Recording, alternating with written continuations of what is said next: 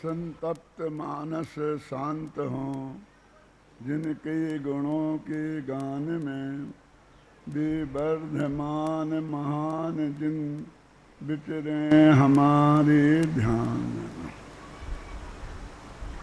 आपसे इतना लंबा पाठ कराया तो आपको लगता होगा कि इन्हें बोलने में तकलीफ है, इसलिए अपना कुछ समय बचा रहे हैं।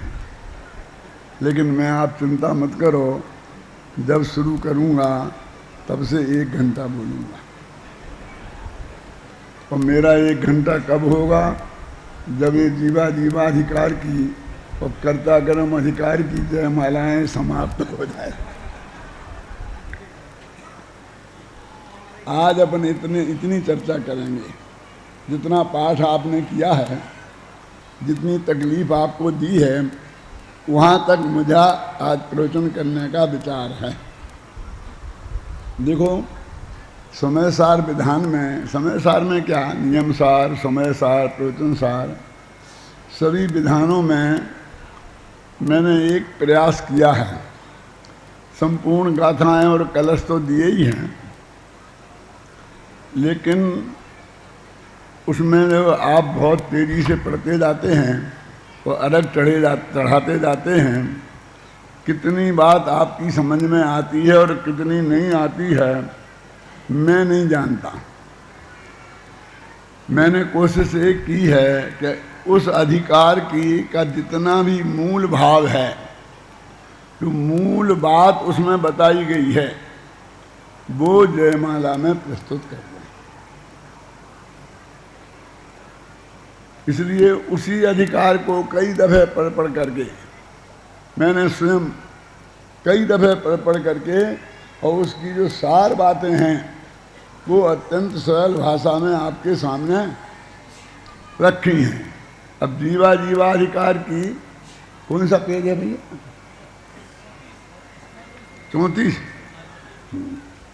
34 पेज निकालो भैया, है ना।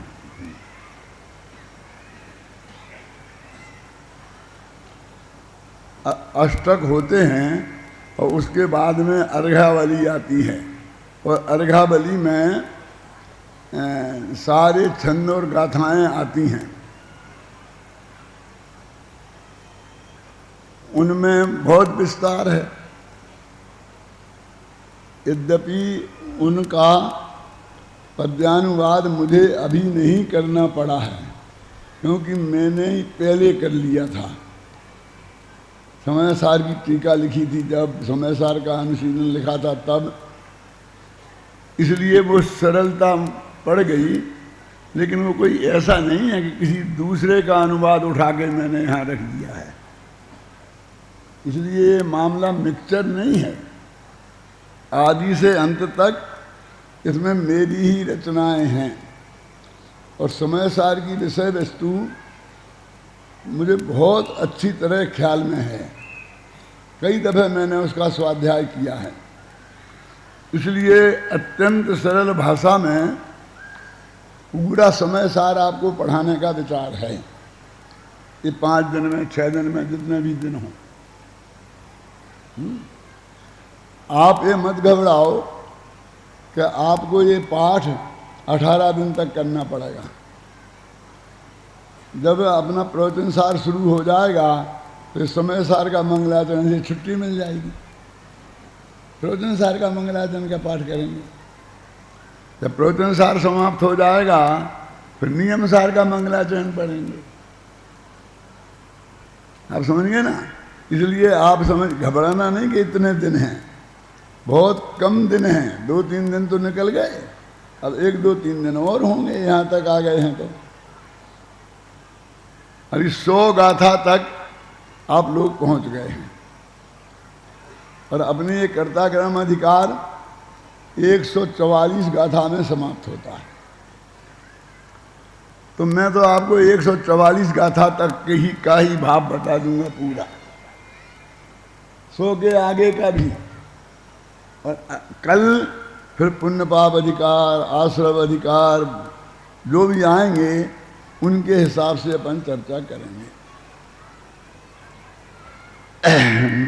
ये तो 134 पेज है ना।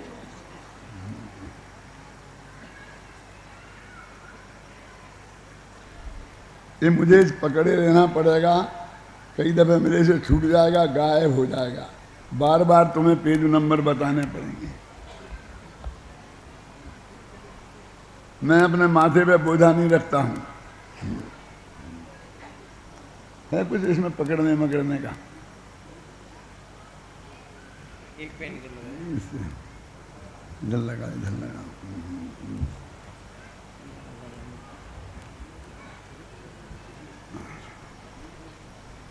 ये दो दोहा हैं, इनमें तो कोई खास बात नहीं है। सुनो भव्य अधिकार की महिमा अपरंपार, इसमें सब कुछ आ गया जिनवाणी का सार। जीव और अजीब का भेद बता देना ये जिनवाणी का सार है। अपने यहाँ अपन ने ये दोहा पढ़ा है, जीव जुदा पुद्गल जुदा, यही तत्व का सार, बाकी जो कछु और है या ही को विस्तार। तो इस अधिकार में जीव और अजीब में भिन्नता बताई है। अब जीव अजीब में भिन्नता बताई है तो पूरी जिनवाणी का सार आ गया ना। अब कह रहे हम तो बालबोध पाठमाला भाग 1 में ही पढ़ लिया था, जीव और अजीब में क्या अंतर है। और हमने तो ये भी जानते हैं कि हाथी का शरीर अजीब है और आत्मा जीव है। हम तो इतना गहरा भेद विज्ञान जानते हैं। अब तुम ऐसा इस समय सार में क्या बताओगे इतने बड़े अधिकार में? क्या बताएंगे? गुण स्थान आत्मा नहीं है ये बताएंगे, मागना स्थान आत्मा नहीं है, जीव स्थान आत्मा नहीं है। समझे ना? ये पढ़ा था तुमने, ये जानते हो। वर्णादि से लेकर गुणस्थान पर्यंत जितने भी भाव हैं वे आत्मा नहीं हैं, ये बात इसमें हम बताएंगे। वे भाव कितने प्रकार के हैं? 29। बड़ा ये 29 का आंकड़ा तो हम पहली दफे सुन रहे हैं। 2, 4, 5, 7 ऐसा तो सुनते आए हैं। क्यों? 29 के नाम बताऊंगा तो शायद याद ना रहें कि वो तो ठीक है, लेकिन आपको तो आते हैं कि नहीं? देखो भाई घबराना नहीं, मैं 29 को 2 भागों में बांट देता हूं। उन्हें वर्णादि और रागादि। वर्णादि में 20 और रागादि में 9। वर्णादि के 20 तो बहुत सरल हैं और रागादि के 9, इसमें वो सब गुणस्थान मागना स्थान वगैरह सब आ जाते हैं। तो वर्णादि अनुरागादि ते निज भाव को न्यारा किया। छड़ाला ने लिखा ना कि वर्णादि भावों से और रागादि भावों से इस भगवान आत्मा को अलग किया। अब वर्णादि भी अजीब हैं, ये तो हम सब जानते ही हैं, और रागादि भी अजीब हैं, और गुणस्थान अभिनंदन जी, गुणस्थान भी अजीब है, मागना स्थान भी अजीब है। तो कैसे अजीब बात करते हो कि हाँ हम ऐसी अजीब बात करेंगे? ये सब अजीब हैं। हमारा जो आत्मा जीव है ये वो नहीं है। इसलिए कहते हैं कि जीवा जीवाधिकार में हम वो विषय वस्तु को बताएंगे जो तुमने आज तक नहीं सुनी है। ये तो कुंद कुंद ने खुद लिखा है, शुद्ध परिचदाणु भूदा। सारी दुनिया ने काम भोग बंध की कहानी सुनी है और निज भगवान आत्मा की कथा आज तक नहीं सुनी है। पर से भिन्न, पर अपने से अभिन्न। निज भगवान आत्मा की बात कभी नहीं सुनी है। देखो यहीं से बात शुरू होती है। रागादि अरोरा वर्णनादि अरोरागादि जड़ से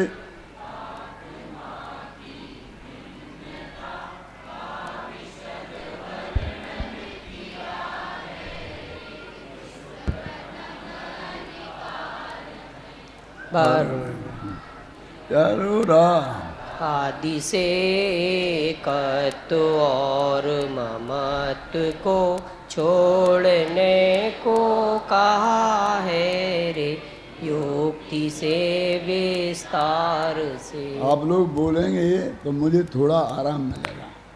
मैं गा तो सकता ही नहीं क्योंकि मेरा गला तो है ही नहीं, पूरा परनाला है। न गली है ना गला है, समझे ना। तो मैं गा नहीं सकता हूँ और अभी तो गा ही नहीं सकता, गला खराब है। तो आप लोगों को गाने का काम आप लोगों को ही करना है। देखो वरुणादि और रागादि इन दोनों से, और दोनों ये जड़ हैं, जड़ माने अचेतन। वरुणादि और रागादि जो जड़ पदार्थ हैं उनसे अपने आत्मा भिन्न है, ये बात हम आपको बताएंगे इस अधिकार में। कहा विशद वर्णन किया है रे इस प्रथम अधिकार में, इस पहले अधिकार में जिसका नाम जीवा जीवाधिकार है। वरुणादि और रागादि से भिन्न जो आत्मा है हम उसे समझाएंगे।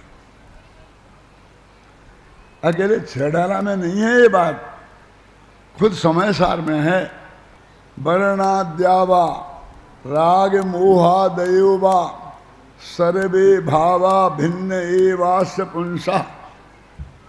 कहते वर्णादि और रागादि ये जितने भी भाव हैं इस भगवान आत्मा से एस पुंसा, माने इस भगवान आत्मा से भिन्न ही हैं। इसका अनुवाद किया है दौलत राम जी ने। वरुणादि अनुरागादि तैं किया मिया नहीं जाना। यहाँ करना शब्द का प्रयोग जानने के अर्थ में है, क्योंकि आत्मा का करना जानना ही है। जानने के अलावा ये आत्मा और किसी पर में कुछ भी नहीं करता, कर ही नहीं सकता, बस जान सकता है ना। वर्णादि अनुरागादि जड़ से आत्मा की भिन्नता का विशद वर्णन किया है रे इस प्रथम अधिकार में। चाहे गद्य में पढ़ लो चाहे पद्य में। ऐसी भाषा लिखना बहुत कठिन होता है। लोग गद्य जैसा पद्य, उसमें अन्वय नहीं लगाना पड़ता है। संस्कृत भाषा में पंचाध्यायी में ऐसा गद्य है माननीय राजमल जी की, ऐसे ही पढ़ते चले जाओ।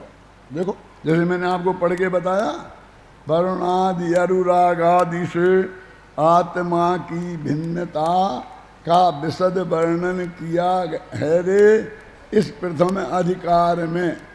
वरुणादि अनुरागादि से एकत्व और ममत्व को छोड़ने को कहा है युक्ति से विस्तार से।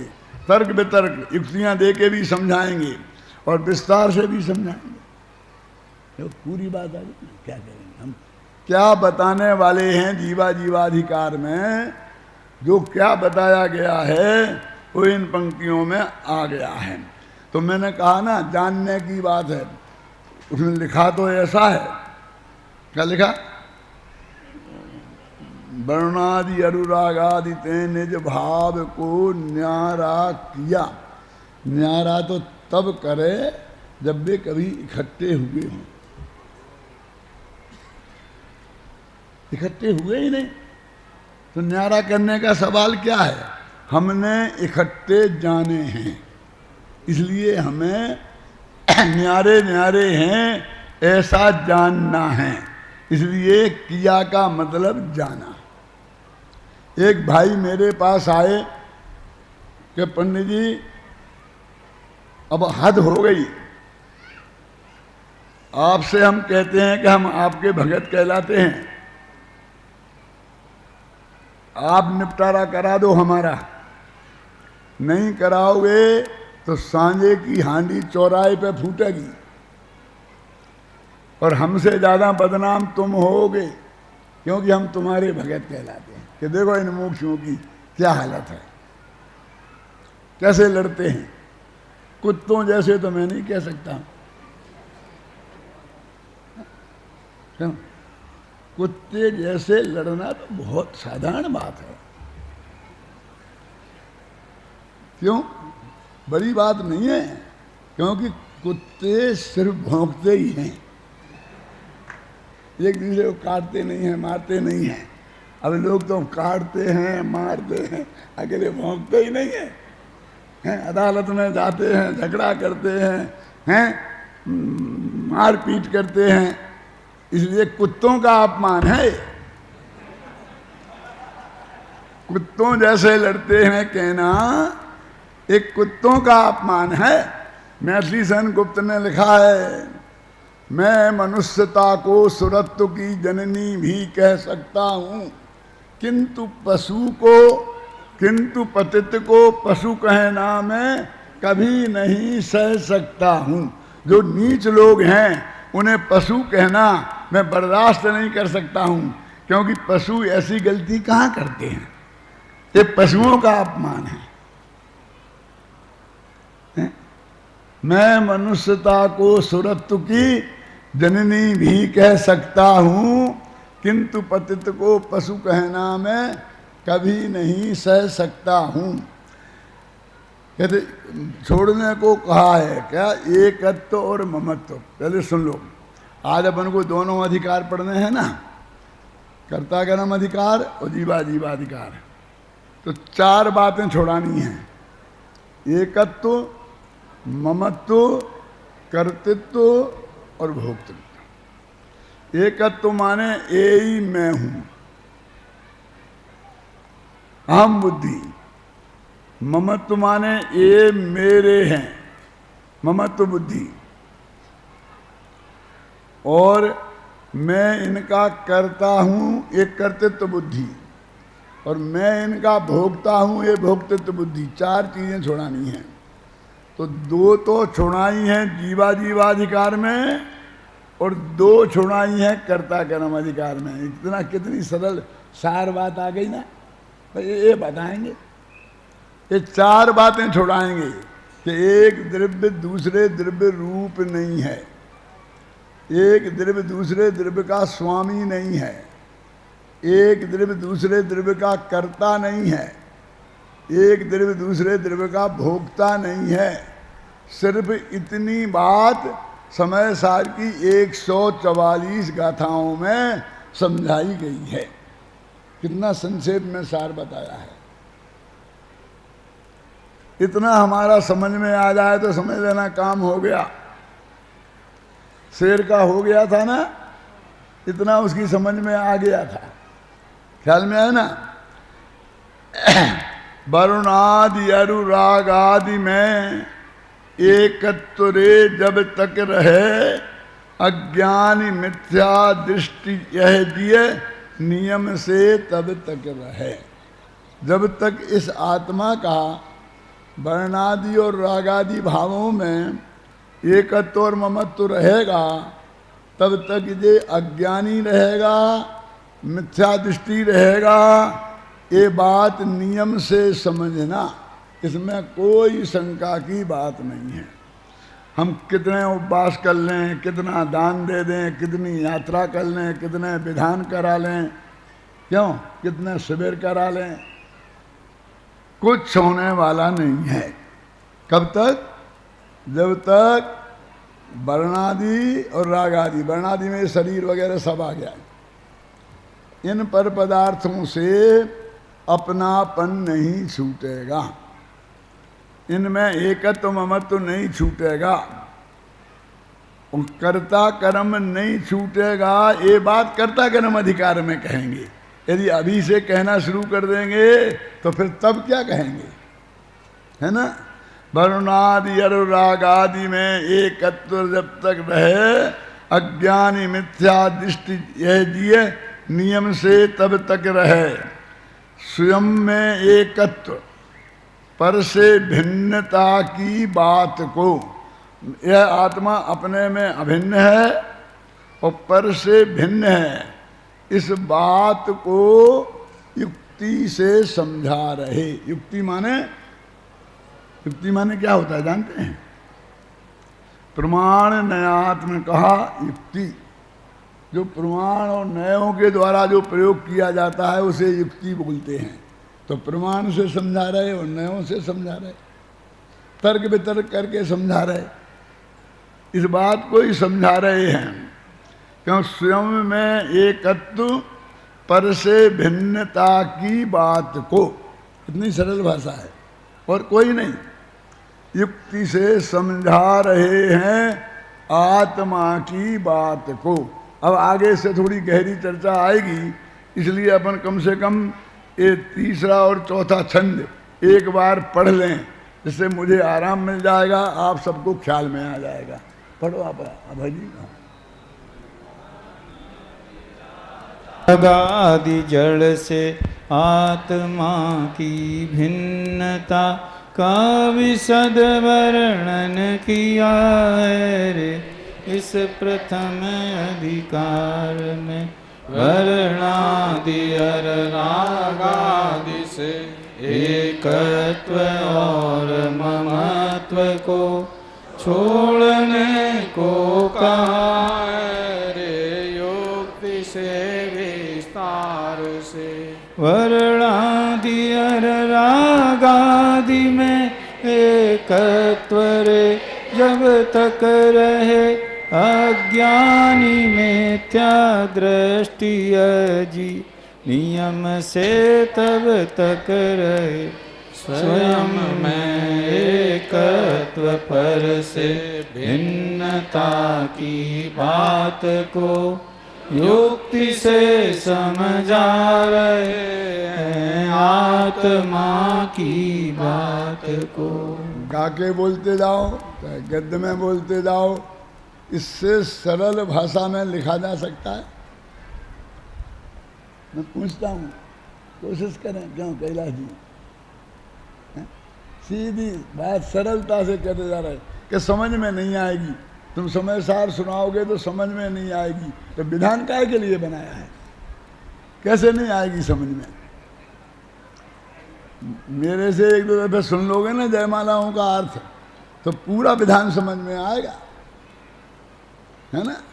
देखो अब जरा थोड़ी कठिन बात है, जिनने समय सार का स्वाध्याय किया है वो तो जानते हैं, नहीं जानते हो तो समझ लेना कि समय सार की बात ही बता रहा हूं। पढ़ो।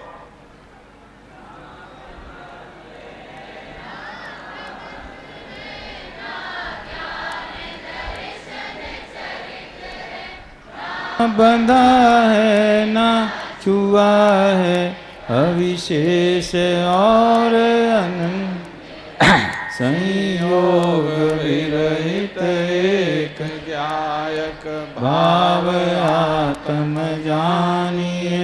भूतार्थ है परमार्थ उसकी शुद्धता पहचानिए, शुद्धता पहचान। उस परमात्मा की बात जो अपन कर रहे हैं ना, परमात्मा कोई ये दूसरे का आत्मा परमात्मा नहीं है, वो उधर बैठा वाला परमात्मा नहीं है। सिद्धशिला में समोषण में विराजमान वो अरहंत वाला परमात्मा नहीं है। तो कौन सा परमात्मा है? अपने देह रूपी देवल में, अपने शरीर रूपी मंदिर में विराजमान जो अपना आत्मा है, उसको यहाँ परमात्मा कहा जा रहा है। क्यों? तुम्हारे मन में आए तो परमात्मा कह दो? नहीं, शास्त्र में कहा है कि जो परम शुद्ध निश्चय नय का विषय हो वो परमात्मा। समझ में आए ना? जो परम भावग्राही दिव्यार्थ न्याय का विषय हो वो परमात्मा, तो अपना वो आत्मा परम शुद्ध निश्चय न्याय का विषय है, अरहंत भगवान नहीं है। ये तो साक्षात शुद्ध निश्चय न्याय के विषय है। सम्यक दृष्टि तो एक देश शुद्ध निश्चय न्याय के विषय है, और मिथ्या दृष्टि अशुद्ध निश्चय न्याय के विषय हैं। और अपना आत्मा मैंने मुफ्त में ही परमात्मा नहीं कह दिया है,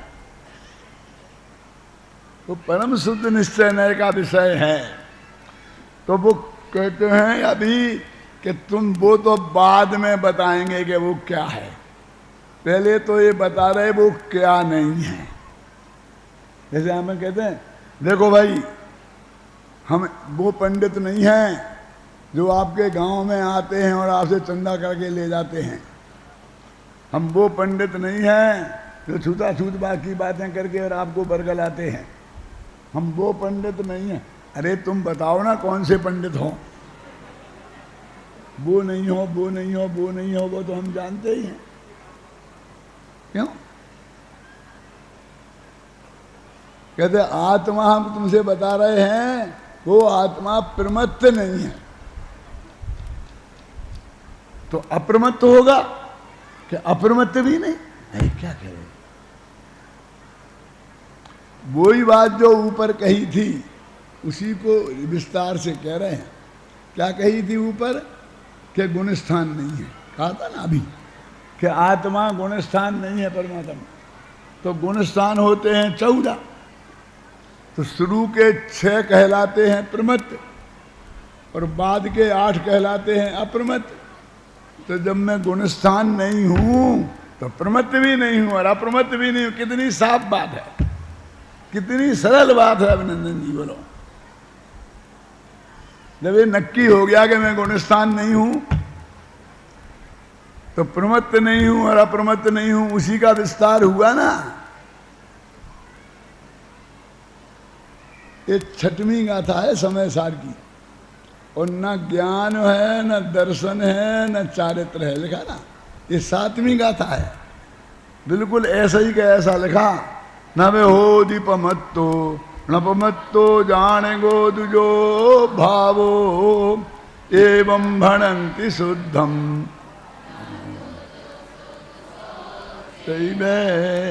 और व्यवहारेण बदस्यति चरित दंसनम नाणम न विनाणम न चरितम न दंसनम जान गो शुद्धो।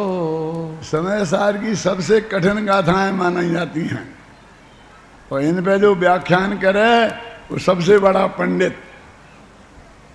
क्यों अच्युत कांत तुम काय पे व्याख्यान करेगा कि 6वीं 7वीं जाना? क्यों? बड़ा पंडित बनना है। अभिनंदन जी आप काय पे व्याख्यान करोगे? छोटा पंडित बनना कि बड़ा पंडित? बड़ा मुझे ही रहने दो।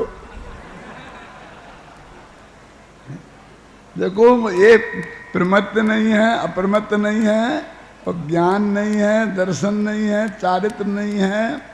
ये समय सार की 6वीं 7वीं गाथा है, और उसको ही इसमें एक लाइन में लिख दिया। वो 4 लाइनें हैं वहाँ, तो अपन ने यहाँ 1 लाइन में ले लिया। कुछ छूटा है? प्रमत्त नहीं, अप्रमत्त नहीं, न ज्ञान, न दर्शन, न चारित्र। क्यों? परमात्मा आ गया ना 1 लाइन में। 2 गाथा माने 4 लाइनें। 4 लाइनों का भाव 1 लाइन में आ गया। अब फिर बस 4 का है वो बताना है ना। तो 22 कलशों का 1 लाइन में सुनना हो तो आगे पढ़ो।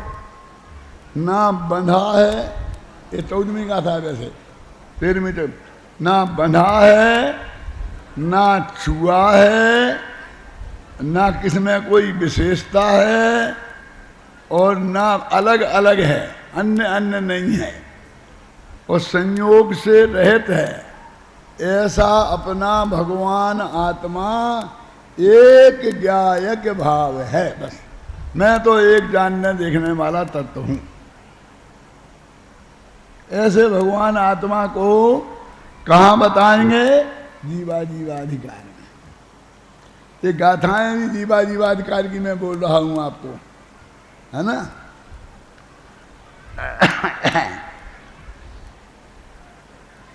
तो कैसा है वो? संयोग विरहित, सभी प्रकार के संयोगों से रहित है। एक ज्ञायक भाव रूप जानना चाहिए। वो भूतार्थ है, परमार्थ है, उसकी शुद्धता की पहचान हमें करना चाहिए। भूतार्थ है माने सच्चा है, ऐसा नहीं कोरी बातें ही बातें हैं। भूतम अर्थम प्रद्योदयति, भूतम माने जो चीज मौजूद है। भूत माने भूत नहीं, भूत माने भूतकाल भी नहीं। भू एक धातु है, उसका अर्थ होता है होना।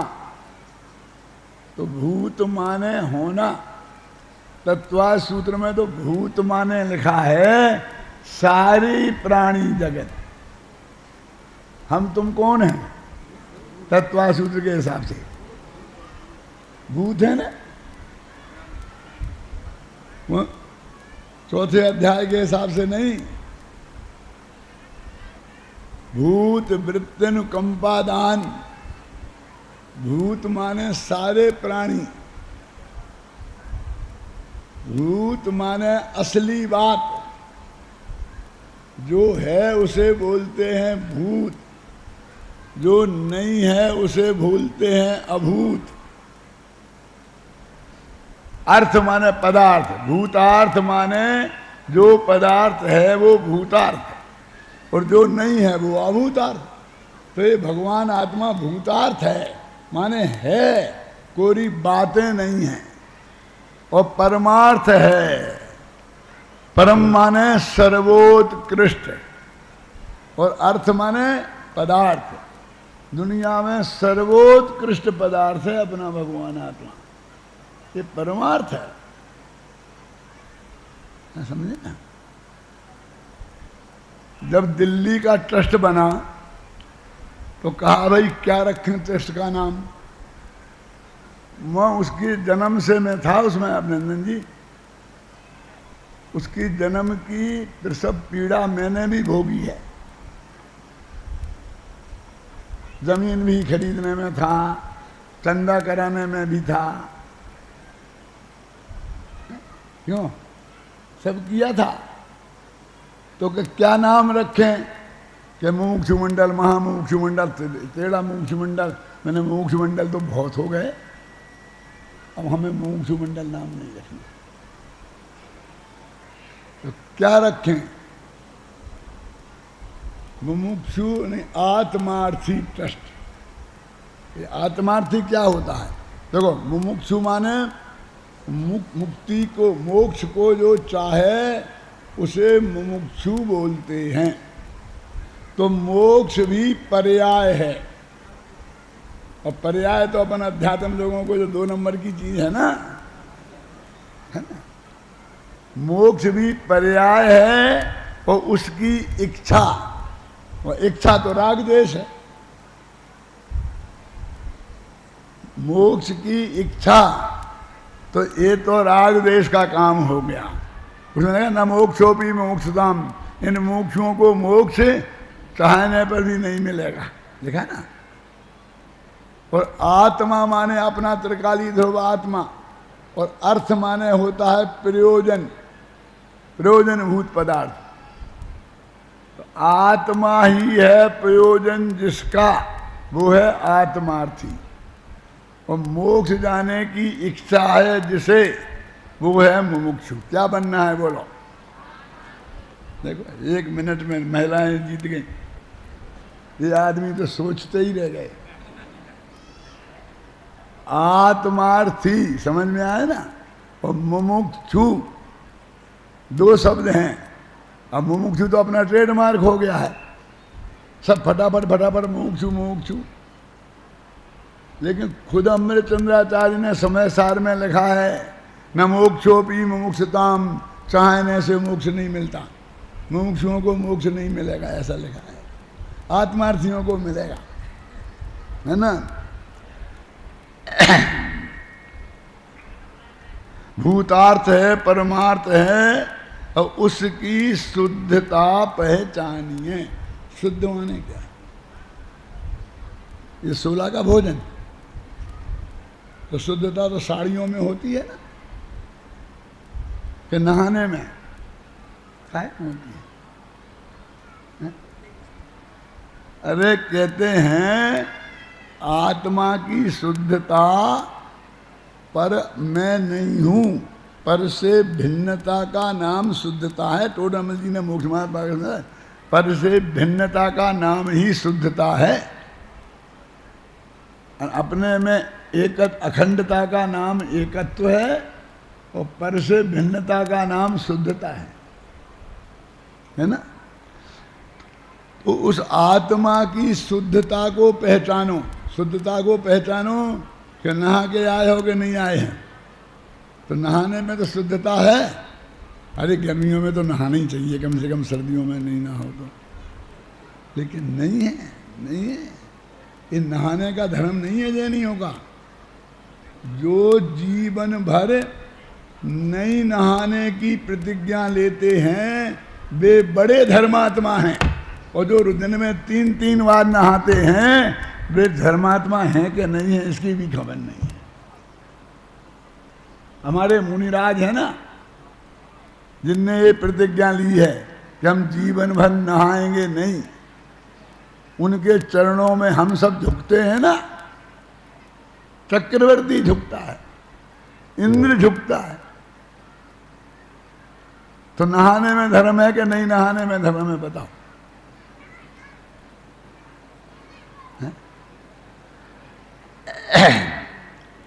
अभी और थोड़ी गहराई में जाते हैं। ये थे हमारे वो पदार्थ जिन पदार्थों से हम राग द्वेष करते थे ना, संयोग वाले पदार्थ। अब ऐसे पदार्थ जिनसे हमारा कोई लेना देना नहीं है, जिन्हें हमने आज तक देखा ही नहीं है, जिनकी सत्ता सिद्ध करने में पंडितों को पसीना छूट जाता है, धर्मादि ज्ञेयों से, वे ज्ञेय हैं, जानने लायक पदार्थ हैं। एक क्या थे? ये रागादि क्या थे? छोड़ने लायक पदार्थ थे। और धर्मादि जानने लायक पदार्थ हैं, ज्ञेय हैं। धर्मादि ज्ञेयों से हमारा एक संबंध है, ज्ञेय ज्ञायक संबंध है। किनसे? पर पदार्थों से। और दूसरा संबंध है भाव्य भावक संबंध। भाव्य भावक संबंध माने कर्म का उदय है भावक, और अपने आत्मा में मोह राग द्वेष के परिणाम होना है भाव्य। भाव है ना। तो इन भावक भावों से भी मैं जुदा हूं, और उन ज्ञेय भावों से भी मैं जुदा हूं। जिन्हें मैं सिर्फ जानता हूं उनसे भी मेरा कोई लेना देना नहीं है, और जिनसे मैं राग करता हूं उनसे भी कोई लेने देना नहीं है। मालूम यहाँ क्या समझा रहे हैं कि ये जो जितने बाल बच्चे हैं ना जगत में, ये तो अपने हैं ही नहीं, लेकिन जो वो अपना बेटा है ना सग्गा, अपनी पत्नी के पेट से पैदा हुआ है, वो भी अपना नहीं है। यहाँ तो ये समझा रहे हैं। जो अपने नहीं है वे तो अपने हैं ही नहीं। और जगत में जिन्हें अपने कहते हैं वे भी अपने नहीं हैं। ज्ञेय भावों से भी भिन्नता और भावक भावों से भी भिन्नता, कि मैं तो बहुत प्रेम करता हूं मुझसे, करता होगा। तेरे राग करने से कोई तेरा नहीं हो जाता, क्या नहीं? मैं भी जानता हूं उन्हें, तो तेरे जानने से कोई तेरा नहीं हो जाता। कोई भी संबंध नहीं है धर्मादि ज्ञेयों से तथा रागादि भावक भाव से। निज आत्मा की भिन्नता को जानिए निज भाव से। जीव में रस गंध ना रूप है ना शब्द है, चेतना गुणवान आत्म अरे पूर्ण पवित्र है। कहाँ तक आ गया अपन? 49वीं गाथा तक। जीवाधिकार में कितनी गाथाएं हैं? 68। 68 गाथाओं में मैंने 49 गाथाओं का अर्थ बता दिया। ये सारे पंडित मिलकर पूरे शिविर में नहीं बता पाएंगे। बोलो कोई कसर रह गई हो तो? 49 गाथाएं गई। जे 49वीं गाथा है अरसमरूप मगंधम अव्यक्तम चेतना गुणमसद्दम जान अलंग गहणम जीवो अनिदिष्ट संस्थानम। ये तो नहीं है, नहीं है, नहीं है। अबे है की तो बात, एक बात कही चेतना गुणम, मैं चेतना गुण वाला हूं, बस एक बात पॉजिटिव कही, और बाकी रूप नहीं, रस नहीं, गंध नहीं, नहीं नहीं। अतः जाय वेद नेति बखानत हैं, इनके यहाँ भी आता है वेदांत में कि वेद जिस आत्मा को नाइति नाइति नाइति कहते हैं, अपने यहाँ भी है एक नाइति नाइति। कहाँ है? ये हमारे ताजे विद्यार्थी बता देंगे, पुराने नहीं बता पाएंगे। पूछूंगा नहीं, घबराना नहीं। पूछना हो तो इनसे पूछूंगा ना, अच्युत से जो बैठे हैं मेरे सामने। देखो पंचाध्यायी में आता है परम शुद्ध निश्चय नए का विषय क्या है, तो कहा ना तथा ना तथा ना तथा। ना तथा शब्द से जो बात है तो हम बता ही नहीं सकते, पर ऐसा नहीं है, ऐसा नहीं है, ऐसा नहीं है। ना तथा शब्द से बात है, वो सबसे बड़ा नय है। जो परम शुद्ध निश्चय नय है ना, वो ना तथा शब्द से बात है। चेतना गुणवान आत्म अरे पूर्ण पवित्र है, वरुण आदि से गुणस्थान तक कोई नहीं इस जीव के। ज्ञान दर्शन जीव के, वहां तो ज्ञान दर्शन जीव के नहीं कहा था, और यहाँ कह रहे जीव के, है ना। वर्ण आदि सभी अजीव के। ज्ञान दर्शन जो आत्मा का लक्षण है वो जीव के हैं, और बाकी जो वर्णादि हैं वे अजीव के लक्षण हैं। यदि चाहते हो आत्मा तो स्वयं को पहचानिए, और स्वयं में जम जाइए, और स्वयं में जम जाइए। अब ये 5वें छंद से 7वें छंद तक अभी आप सब मत बोलना, तो भब्बड़ में कुछ समझ में नहीं आता, मुझे तो मज़ा नहीं आता। एक को शांति से बोलने दो, और आप अपनी किताब में शांति से देखो, सुनो, जो सबकी समझ में आए। बोलो अब भाई, अरे तो ढंग से धीमे धीमे बोलना हो तो फिर मैं दूसरे को खोलूँ। हाँ हाँ हाँ हाँ। हेलो, तो पब्लिक की आवाज भी सुनाई पड़े, इसलिए मैं धीमे बोलता हूँ, ताकि सब सामूहिक स्वर आवे। चलो हाँ हाँ हाँ बोलो। धर्मादि गेयों से तथा रागादि भावक भाव से निज आत्मा की भिन्नता को जानिए निज भाव से। जीव के रस गंधना रूप है ना शब्द है, चेतना गुणवान आत्म हरे पूर्ण पवित्र। वर्णादि से गुणथान तक कोई नहीं इस जीव के, ज्ञान दर्शन जीव के वर्णादि सभी अजीव के। यदि चाहते हो आत्मा तो स्वयं को पहचानिए, स्वयं में रम जाइए, हर स्वयं में जम जाइए, स्वयं में जम जाइए। मैं घड़ी देगी, समय तो हो गया। क्या होगा उनका था, अब कर्ता का नाम अधिकार का क्या होगा? कल हो गया 1 घंटा, कल 2 जयमालाओं में 1 घंटा होना था, अभी तो एक हुई तो आधा ही घंटा हुआ ना फिर तो।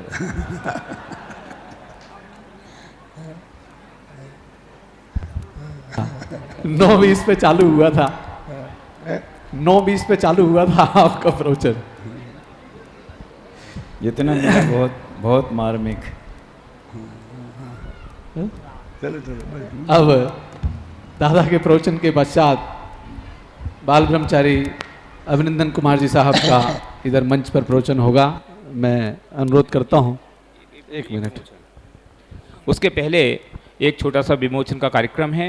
मैं श्रीमान अशोक जी भाई साहब जो इंदौर से हमारे बीच पधारे हैं, उनसे मेरा निवेदन है कृपया वे मंच पर आने का कष्ट करें। श्रीमान अशोक जी साहब, एक सूचना और सुन लेवें। कनिष्ठ उपाध्याय में प्रवेश हेतु जैन दर्शन कन्या महाविद्यालय शाश्वत धाम में प्रवेश के लिए जो बालिकाएं आई हैं, वे यहाँ आदरणीय अभिनंदन जी के प्रवचन के बाद यहीं पंडाल में ही रुकें। उनकी प्रवेश परीक्षा यहाँ ली जाएगी और उन्हें कोई बात इस संदर्भ में करनी हो तो उनके जो वार्डन हैं निकिता जैन, उनसे संपर्क करें, अन्यथा डॉक्टर ममता जैन और भूपाशा जैन, इनसे वे संपर्क कर सकती हैं। ये डॉक्टर साहब के प्रवचनों के वीडियो का क्रम हमने निकालना शुरू किया था आज से 2-3 साल पहले। समय सार के गाथा 1 से लेकर के 415 गाथा तक समय सार के पूरे वीडियो प्रवचन समाज को लोकार्पित कर दिए गए थे। फिर डॉक्टर साहब ने प्रवचन सार पर प्रवचन प्रारंभ किए और प्रवचन सार के क्रमशः एक एक गाथा पर जो प्रवचन होते गए उनके हम वीडियो सेट निकालते गए और 78 नंबर की गाथा तक के वीडियो का प्रवचन हम पिछले बार शिविर में समाज के सामने प्रस्तुत कर चुके थे। आज यह अवसर आया है कि हम प्रवचन सार पे उसके आगे का एडिशन गाथा